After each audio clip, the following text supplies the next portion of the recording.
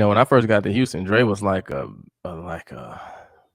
or like a legend. I was on the same team with Dre, and it took me probably a month to even speak to Dre because I felt like I couldn't even speak to him. Like, man, I can't say anything to Dre right now.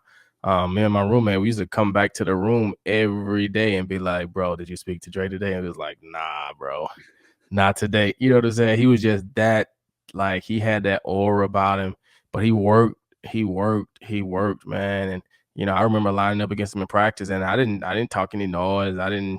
And he didn't either. He just went out, went to work, and did his thing. I remember one day I caught an interception in OTAs, and I had returned it. And as I'm running back to get back on defense, Dre sticks his hand out and like give me like a little low five. I went back to the sideline. I told my roommate, I'm like, bro, Dre doubt me up. I think I'm gonna speak to him today. You know what I'm saying? And that's just kind of how it was. So we basically kind of built our relationship.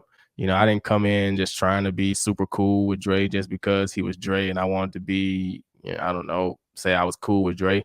I just wanted to come in and earn my respect. I wanted to earn my keep with all the guys, and that's just kind of how I went about my business. I'm gonna go to work. I'm gonna work hard. I'm gonna play. I'm gonna compete. When it's between the whistles, between the lines, I gotta compete. I remember going through the draft process, and that was one thing that the coach that used to call me all the time, Perry Carter.